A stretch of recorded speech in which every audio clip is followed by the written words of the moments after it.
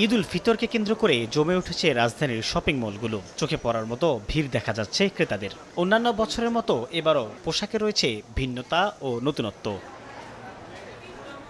রাজধানীর shopping mall বিপণী বিতানগুলো ঘুরে দেখা যায় ক্রেতাদের চাহিদা অনুযায়ী দোকানগুলোতে তোলা হয়েছে নানা ধরনের পোশাক, কিন্তু দাম নিয়ে ক্রেতার রয়েছে নানা অভিযোগ।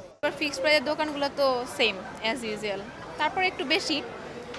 আর বাচ্চাদের কেনাকাটাই তো ফার্স্ট প্রায়োরিটি। ঈদ মানে আনন্দ, আর আনন্দটা এখন ওদের। পাঞ্জাবি কিনলাম বাবার জন্য, বাচ্চাদের জন্য শপিং করে দিয়েছি, নিজের জন্য এখনও কিনিনি। যদি থাকে সবাইকে দিয়ে তাহলে কিনবো, আর যদি না থাকে তাহলে কিনবো না।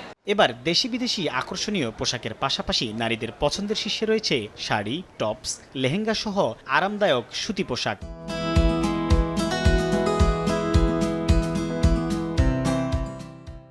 ইন্ডিয়ান কিছু কাপড় চোপড় আছে, সেগুলো একটু প্রাইস বেশি হলো, মানে চাহিদার পছন্দের দিকে আছে। দেশীয় কাপড় আছে, দেশীয় কাপড়ও ভালো, সুতি যেহেতু। আগের বছরটা ছিল সকালে কাস্টমার, রাত্রে খুবই কম ছিল, নিরিবিলি, মানে সিকিউরড আনসিকিউরড ফিল করতে। এখন মোটামুটি সবাই ওয়েল, খুব কেনাকাটা করছে, স্বাচ্ছন্দ্য বোধ করছে।